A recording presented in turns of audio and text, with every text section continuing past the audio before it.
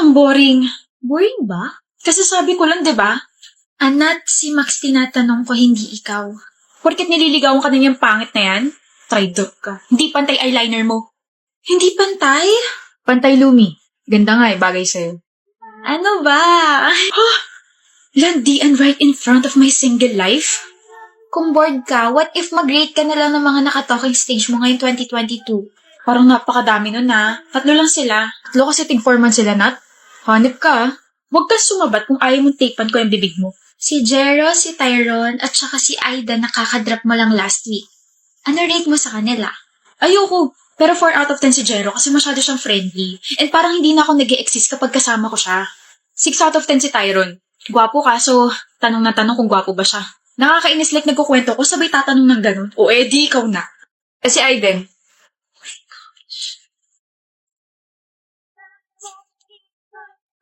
Si Aiden? Humingiti ka! 100 out of 10. Gwapo, gentleman, mabait, malawak yung pag-iisip.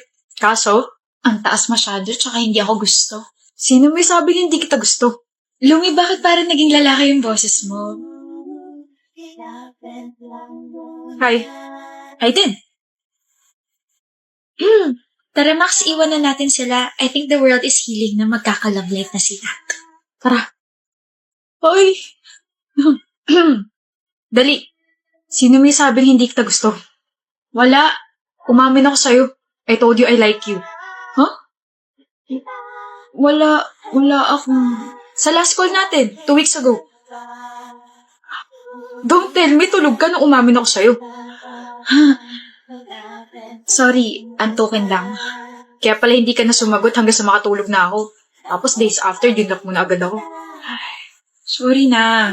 Pero, 100 out of 10 pala. Tumigil ka nga. Ikaw nga, 5 out of 10 lang para sa akin. Bakit? Grabing rate naman yan. Kasi you're the one for me. Sino ba may sabing dinrap kita? Hindi ka nausap na ulit tayo. Ano ba nangyayari sa akin? Naging lumi boses ko ah. Putek na yan. Halika na.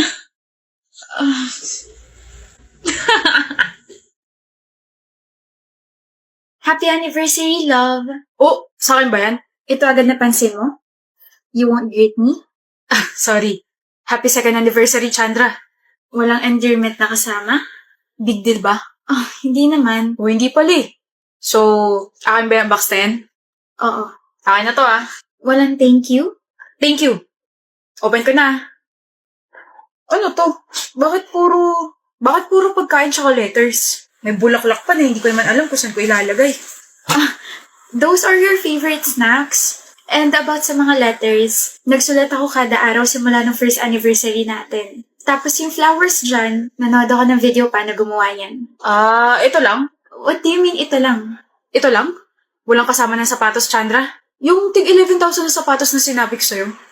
Wala ring mamahaling bag o di kaya yung mga branded na shirts, ganun. O baka naman tinatago mo lang. Bigay mo na. Wala akong extra pera pambili sa mga ganun bagay. Hayaan mo, pag-iipunan ko sa susunod. Pero may pambili ng laptop. 3 taon kong pinag-ipunan yung laptop na yun. At saka kailangan ko yun sa trabaho. Sus, reasons. Kapag gusto, maraming paraan. Kapag ayaw, maraming dahilan. Tigilan mo ako, Chandra. Minsan na nga lang ako humiling. Ayaw mo pa ibigay. Buti pa yung ex ko si Ashley, binigyan akong sapatos. Sinampal mo ko? Oo. Gusto mo isa pa? Kapal lang mukha mo ah. Eh di balikan mo yung Ashley na yun. Punong-puno na ako sa'yong hayop ka. Gusto pa kapalan din mo pala ng mukha. Walang makakatalo sa'yo. Sapatos? Branded shirts? Eh kung ipakain ko kaya sa'yo itong tsinelas ko ngayon, ha? Kung gusto mo naman pala ng mga ganyang bagay, edi sana si Santa Cruz na lang ginawa mo. Baka mabigay niya lahat ng mga kailangan mong gamit. Okay, I'm sorry, Chandra. Nasabi ko lang naman yun kasi nainis ako sa'yo. Minsan lang ako humiling tapos ganito lang mga bagay na binigay mo. Lang? Mga ganito lang? Ka na magsalita. Huwag ka na rin mag-sorry. Naririndi lang ako sa'yo. Chandra! Ayaw na kita makita pa. Sama-sama na loob ko sa'yo. Sakit mo pa magsalita. Sakit mo sa puso. Hindi ka naman ganyan dati ah. Bakit pahirap ka na ng pahirap mahalin?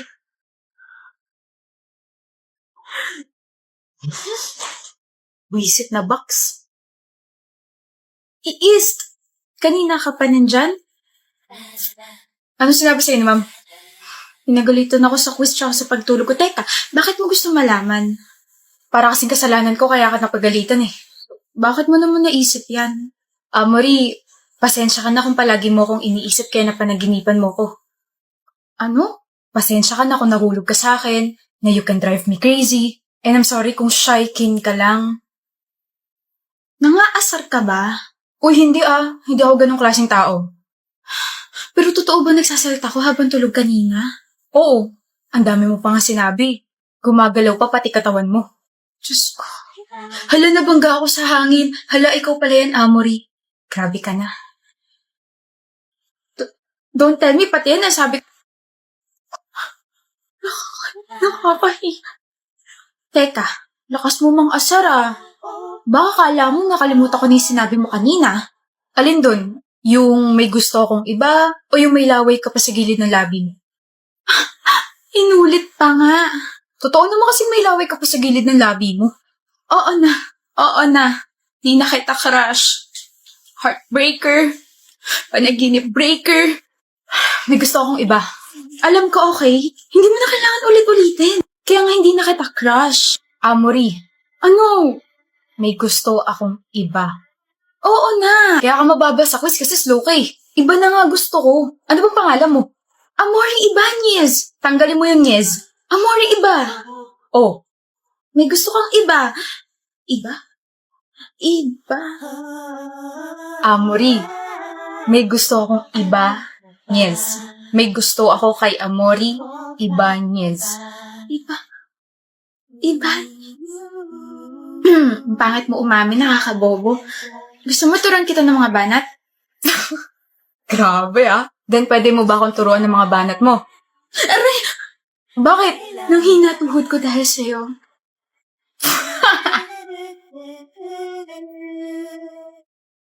Wisit. Good morning, Madam Kylie. Who are you? Gardener niyo po. Name? Cesar po. Age? 24 anyos po. Why are you here? Gardener nga po. Si Madam naman, paulit-ulit. Ano po ba ginagawa ng gardener? Di nag-aayos ng garden. Pinipilos po ba ako? Sinasagot ko lang naman po yung tanong nyo. Why are you here? It means hindi rito ang garden. Nasa likod. Stupid. Sensya na po, kala ko po kayo stupid eh. Ano sabi mo? Sabi ko po mag-iingat kayo lalo na't bumabagyo, Madam. No, I heard you. You said I'm stupid. Narinig yun naman po pali. Tsaka hindi ko sinabing stupid kayo. Ang sabi ko, kala ko kayo yung stupid. Magkaiba yun. Tanga, ganun din yun. Hoy Cesar, or whatever your name is, do you want me to fire you? Ang tatay niya lang pong pwedeng magsisanti sa akin, Madam. Then I will tell my dad to fire you.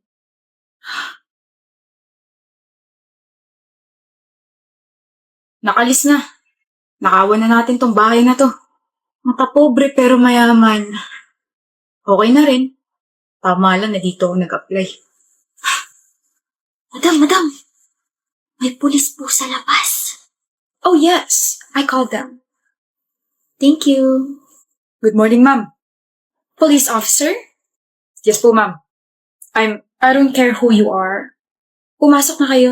May mga magnanakaw sa loob. Paano mo natunugan? Ako ang nagba-background check sa mga nag-a-apply sa amin rito. I just did you a favor na hulihin sila. Salamat po sa tip. Pero wala pong backup eh. And why? Kasama ako sa mga magnanakaw sa loob. Ako rin, Madam. Kasabwat.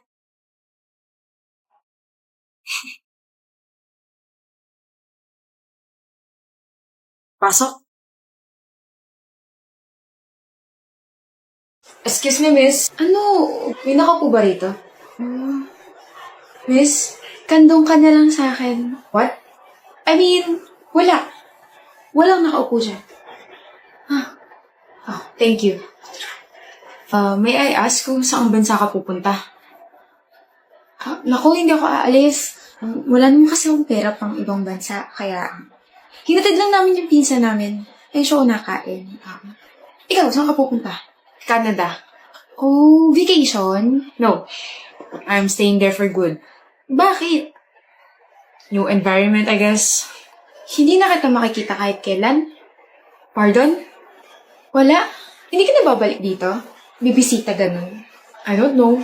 But for now, I just want to escape.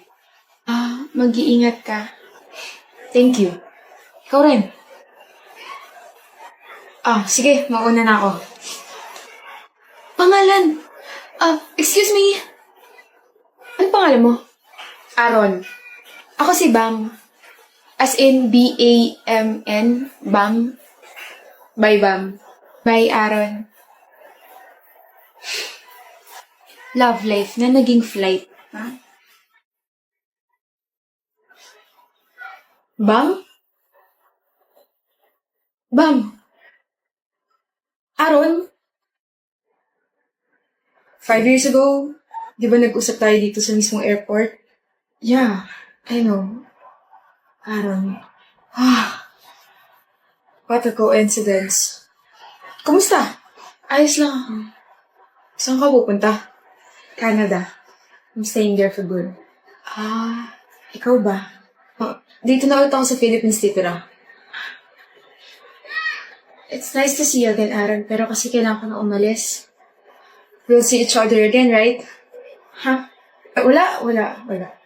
Ano, mag-iingat ka bang? Ikaw rin. Mag-iingat ka. It's really nice to see you again, Aaron. Right person at the wrong time. Why am I sad? Bakit ka banding ng tadhana?